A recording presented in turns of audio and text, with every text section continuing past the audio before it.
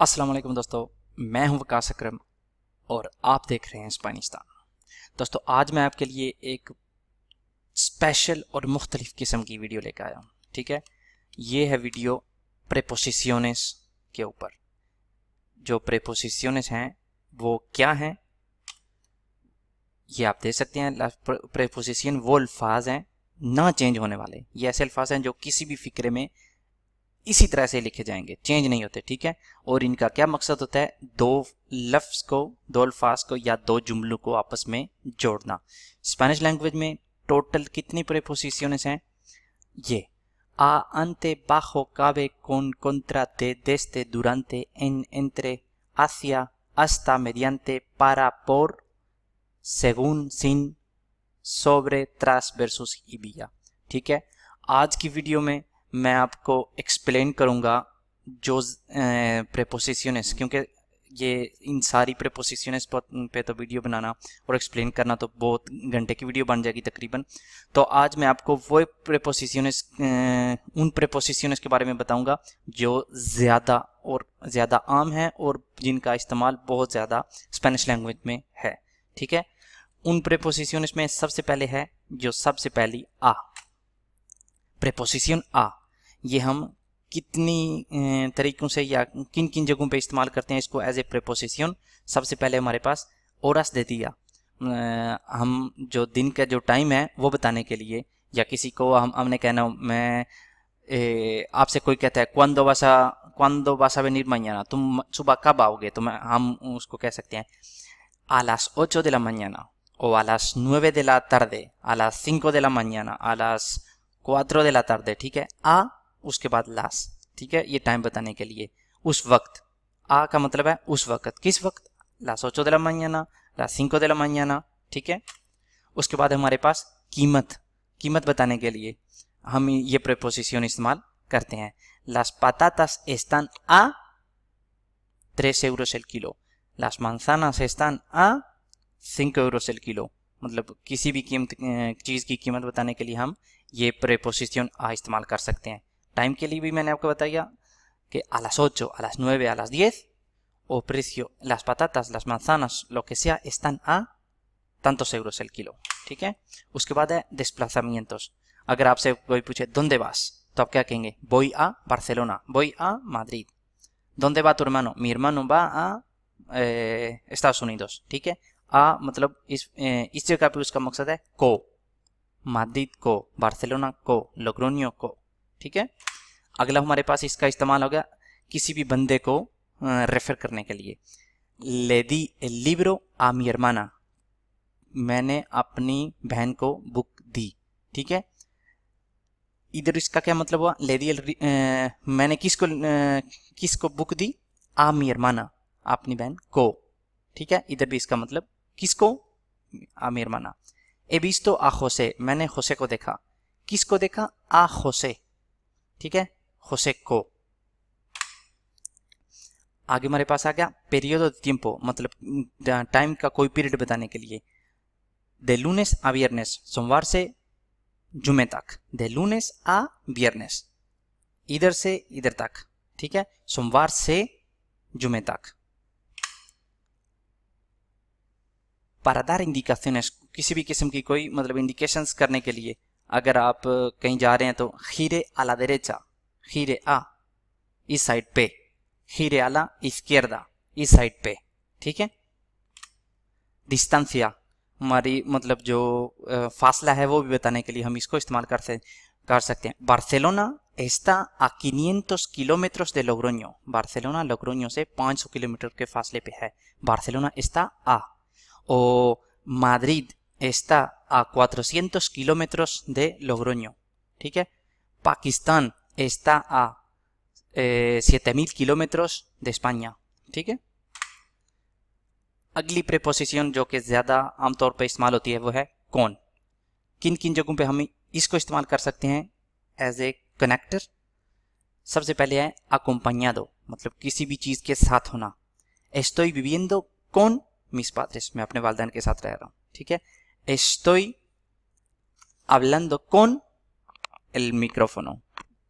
Estoy hablando o estoy viajando con, मैं सफर कर रहा हूँ किसके साथ? con mis amigos, मैं अपने फ्रेंड्स के साथ. estoy hablando con vosotros. ठीक है, con का मतलब किसी के साथ होना. अगला है किस तरीके से या किस मूड पे. ठीक है, con alegría, खुशी के साथ. किसके साथ? खुशी के साथ. con alegría, con cuidado, ध्यान के साथ. ठीक है, ध्यान से, या आप कह सकते हैं con alegría, खुशी से, con cuidado, ध्यान से. इधर भी हम इसको con को इस्तेमाल कर सकते हैं. अगला medio, किसके साथ, मतलब कोई भी चीज़ आप लिख रहे हैं. escribo con lápiz, मैं जो पेंसिल है उसके साथ लिखता हूँ. escribo con la pluma, मैं पेन के साथ लिखता हूँ. ठीक है, अगला आ गया. अगली प्रेपोजिशन जो ज़्यादा इस्तेमाल होती है वो है दे. ये हम इस्तेमाल कर सकते हैं किसी भी चीज़ की प्रोसेडेंसिया, जो इसका ओरिजिन हो उसके बारे में. सोई दे पाकिस्तान. ठीक है, मैं पाकिस्तान का हूँ या पाकिस्तानी हूँ, यो सोई दे पाकिस्तान. ठीक है, अगली आगे कोई भी चीज़, किसी भी चीज़ की जो बनी हुई है उसको कह सकते हैं esta silla es de madera. ये कुर्सी जो है ये लकड़ की है. es de madera.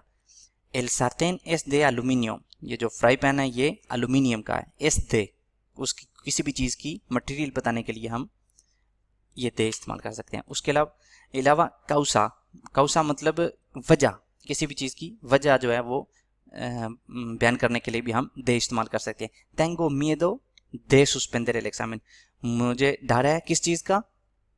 de suspender el examen, इम्तिहान फेल करने का. se enfermó de gripe, वो बीमार हुआ किससे? ज़ुकाम से. ठीक है, se enfermó de gripe. posesión, पोसेसियन कहते हैं जो हमारे पास हो. ठीक है, हमारी जिस पे मलकियत हो. पोसेसियन मलकियत बताने के लिए भी हम ये दे का इस्तेमाल कर सकते हैं. la casa es de mi padre, ये घर जो है ये मेरे बाप का है. ठीक है, de quién es la casa? la casa de quién, किसका है ये घर? la casa es de mi padre. कोई भी किसी चीज़ का जो इन्वेंटर हो या किसी ने कोई चीज़ बनाई हो तो वो भी उसको रेफर करने के लिए भी हम इस्तेमाल कर सकते हैं. este libro es de José, अगर जोसे एक राइटर है तो हम कह सकते हैं este libro es de José. और पिछली मलकियत में भी ये आ सकता है este libro es de José, अगर जोसे ने ये ख़रीदी है तो वो फिर भी हम दे का इस्तेमाल कर सकते हैं. अगर जोसे ने लिखी है तो फिर भी हम दे का इस्तेमाल कर सकते हैं. ओरिजिन, ठीक है, जब आप कहीं पे सफ़र करने के लिए निकलते हैं, ठीक है, तो जिस जगह से हम निकलते हैं या जिस जगह से हम अपने सफ़र का आगाज़ करते हैं उसके लिए भी हम दे का इस्तेमाल कर सकते हैं. सालिमोस दे लोग्रोño ayer, लोग्रोño से हम कब निकले? कल, पिछली कल. ठीक है, और टाइम बताने के लिए भी या किसी चीज़ का टाइम दुकान पे अगर आप जाते हैं, abierto de 8:30 a 14 horas, किस वक्त से? 8:30 से. इधर इसका जो मायने लफ्ज़ी मायने होगा वो से 8:30 से 2 बजे तक. आ का मतलब इधर हो गया तक, 8:30 से 2 बजे तक. अगला आ गया मोदो, मतलब किस तरीके से? de frente, सामने से, फ्रंट से. ठीक है, de lado, साइड से, de espaldas, बैक साइड से. अगली हमारी आ गई एन. एन का मतलब ज़्यादा इस्तेमाल होने वाला जो मायने है वो इंग्लिश में इन कह लें या उर्दू में मैं. ठीक है, vivo en Logroño, मैं लोग्रोño में रहता हूँ. किसी भी जगह का बताने के लिए vivo en Logroño. el libro está en la habitación. ¿Dónde está el libro? Book कहाँ है? está en la habitación, वो बुक जो है वो कमरे में. ठीक है, अगली आगे expresar el medio de transporte que utilizamos, मतलब हमने अगर बताना है कि मैं काम पे जाता हूँ या कहीं भी जाता हूँ तो मैं कैसे जाता हूँ. voy en coche, मैं गाड़ी में जाता हूँ. o él va al trabajo en moto, वो काम पे मोटरसाइकिल पे जाता है.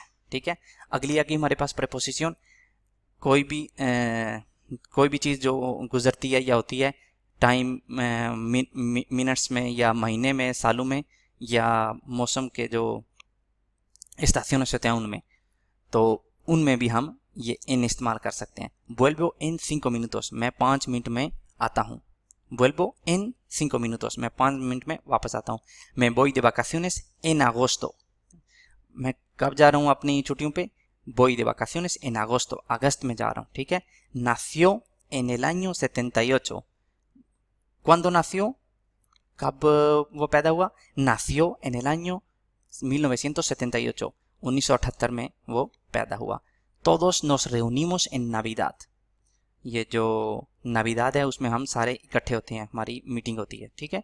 इन नाविदाद, ये चारों फिक्रों में एन का मतलब में, अगस्त में 1978 में नाविदाद पे, या मैं 5 मिनट में वापस आता हूँ।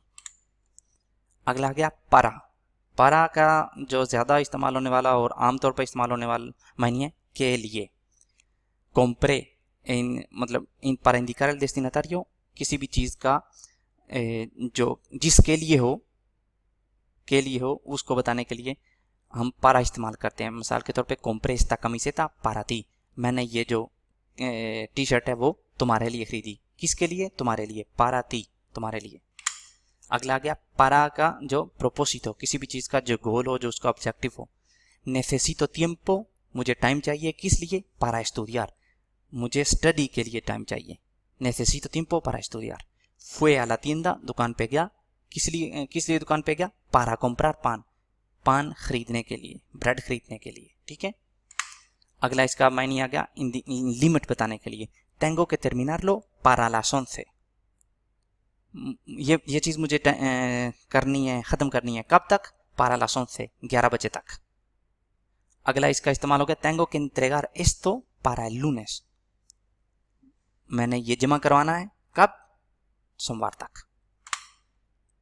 अगला डायरेक्शन, इसका इस्तेमाल है डायरेक्शन बताने के लिए, este autobús, ये बस va para Madrid, ये मैड्रिड की तरफ जा रही है, ठीक है। डायरेक्शन इसकी क्या है? para Madrid।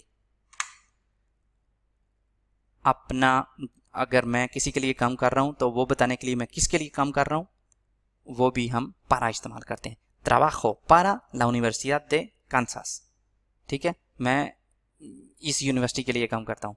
या trabajo para Juan Carlos, ठीक है, o trabajo para Isabel, जिसके लिए भी आप काम करते हैं उसका नाम मतलब आप ले सकते हैं trabajo para उसका नाम।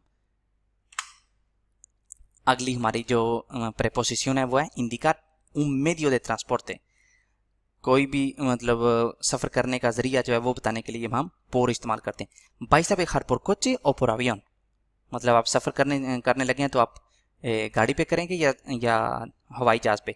vais a viajar por coche o por avión, ठीक है। अगला आ गया वजह बताने के लिए, no fuimos de excursión por el coste elevado, ठीक है, हम जो पिकनिक पे नहीं गए, no fuimos de excursión, ¿por qué? इसकी वजह क्या है? por el coste elevado, उसकी जो कॉस्ट है वो बहुत ज़्यादा थी।